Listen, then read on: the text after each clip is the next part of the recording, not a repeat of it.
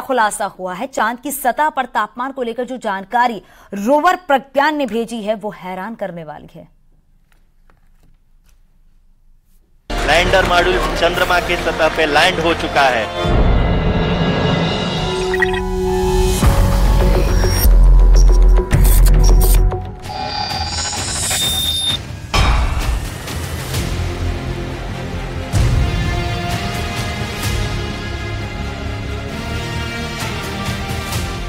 चांद को लेकर रोज नए नए खुलासे हो रहे हैं। ऐसी जानकारियां सामने आ रही हैं जिनके बारे में अब तक कोई नहीं जानता था।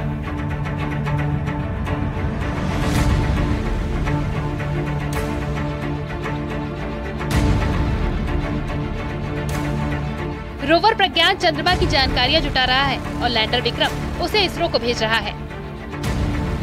चंद्रयान 3 के विक्रम लैंडर में लगे चास्टे पेलोड ने चंद्रमा के तापमान से जुड़ा पहला ऑब्जर्वेशन भेजा है।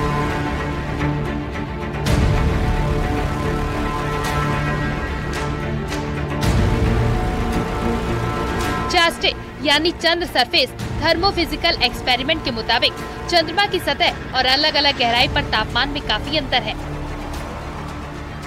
चंद्रमा के साउथ पोल की सतह पर तापमान करीब 50 डिग्री सेल्सियस है। वहीं 80 मिलीमीटर की गहराई में -10 डिग्री टेम्परेचर रिकॉर्ड किया गया है। चास्टे में 10 टेम्परेचर सेंसर लगे हैं जो 10 सेंटीमीटर की गहराई तक पहुंच सकते हैं। अब हैरानी की बात यह है कि चंद्रमा की ऊपरी सतह का तापमान 50 डिग्री सेल्सियस है, वहीं सतह से 80 मिलीमीटर की गहराई का टेम्परेचर -10 डिग्री सेल्सियस है। इसरो ने जो ग्राफ शेयर किया है वो अलग अलग गहराइयों पर दर्ज किए गए चांद की सतह प्रति निकट सतह के तापमान में अंतर को दर्शाता है। ये चांद के दक्षिणी ध्रुव पर की गई पहली जांच है। भारत ऐसा करने वाला पहला देश है। चंद्रमा की ऊपरी सतह पर तापमान 50 डिग्री से ज्यादा होना और 80 मिलीमीटर की गहराई में -10 डिग्री होना ये बताता है कि चंद्रमा की सतह हीट को रिटर्न नहीं कर पाती है। ये बहुत बड़ी जानकारी है जो अब तक कोई नहीं जानता था। जरा सोचिए, कहाँ 50 डिग्री सेल्सियस और कहाँ -10 डिग्री, वो भी सिर्फ 80 मिलीमीटर की गहराई में। इसरो के वैज्ञानिक इसे बहुत बड़ी जानकारी मान रहे हैं और चंद्रमा की सरफेस की स्टडी में जुड़े हुए हैं।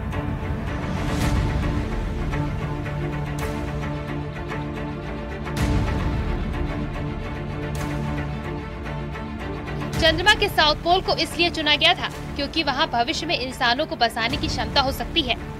साउथ पोल पर सूर्य का प्रकाश कम समय के लिए रहता है। अब तक चंद्रयान 3 वहां के तापमान समेत अन्य चीजों की स्पष्ट जानकारी भेज रहा है। तो इसरो के वैज्ञानिक अब ये समझने की कोशिश कर रहे हैं कि चंद्रमा के दक्षिणी ध्रुव की मिट्टी वास्तव में कितनी क्षमता रखती है। चंद्रयान 3 के साथ कुछ 7 पेलोड भेजे गए हैं। वहीं लैंडर पर 3 पेलोड लगे हैं, रंभा, चास्टे और एल्सा। प्रज्ञान पर 2 पेलोड हैं जो अपने काम में जुटे हुए हैं। इसरो ने कहा कि चंद्रयान 3 मिशन के 3 उद्देश्य थे जिनमें 2 सफलतापूर्वक पूरे हो चुके हैं। पहला, चंद्रमा की सतह पर सुरक्षित और सॉफ्ट लैंडिंग। दूसरा, चांद की सतह पर रोवर का चलना। और तीसरा, चांद की सतह पर वैज्ञानिक परीक्षण जो फिलहाल चल रहा है। और सभी पेलोड सामान्य तरीके से काम कर रहे हैं।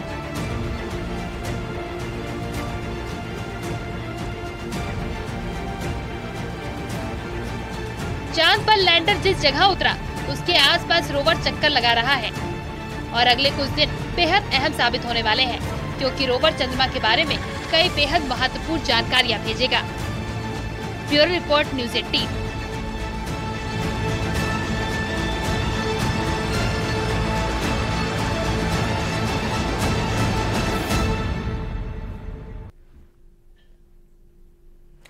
मिशन चंद्रयान की सफलता के बाद अब भारत ने सूर्य की ओर कदम बढ़ा दिया है।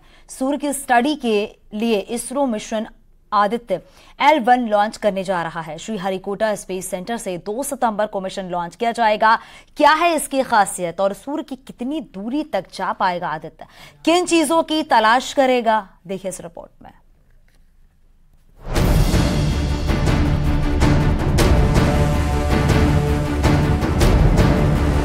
चांद पर तिरंगा फहराने के बाद अब इसरो मिशन सूर्य की ओर कदम बढ़ा चुका है।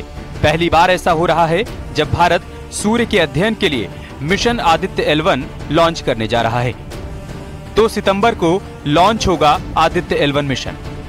11:50 पर लॉन्च होगा मिशन। श्रीहरिकोटा स्पेस सेंटर से होगा लॉन्च। सूर्य पर जाने वाला आदित्य L1 भारत का पहला मिशन होगा जो सूर्य की स्टडी करेगा। आदित्य L1 को हेलो ऑर्बिट में रखा जाएगा। सूर्य पृथ्वी प्रणाली के लैग्रेंज पॉइंट 1 के चारों ओर घूमेगा। पृथ्वी से 15 लाख किलोमीटर की दूरी पर होगा।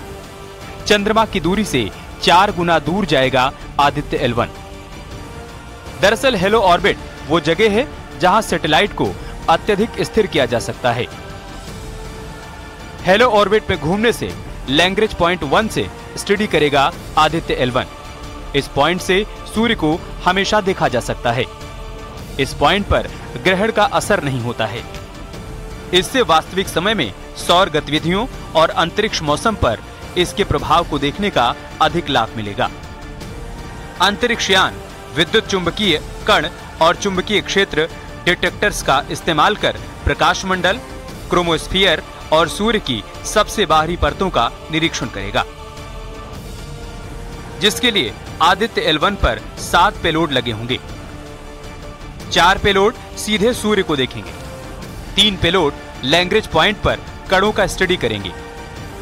Coronal heating, coronal mass ejection, pre flare और फ्लेयर गतिविधियों का पता चलेगा।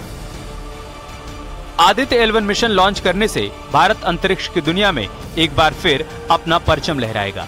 इसके लिए इसरो पूरी तरह से तैयार है। इस मिशन से सूर्य के बाहरी वायुमंडल की गतिशीलता का अध्ययन होगा। क्रोमोस्फेरिक और कोरोनल हीटिंग का अध्ययन होगा। इन सीटू कण और प्लाज्मा वातावरण का अध्ययन होगा। सौर कोरोना के तापन तंत्र का भी अध्ययन किया जाएगा। कोरोनल तापमान, वेग और घनत्व का भी अध्ययन किया जाएगा। सौर विस्फोट की घटनाओं का भी इसके जरिए अध्ययन किया जा सकेगा। Bureau report, news 18।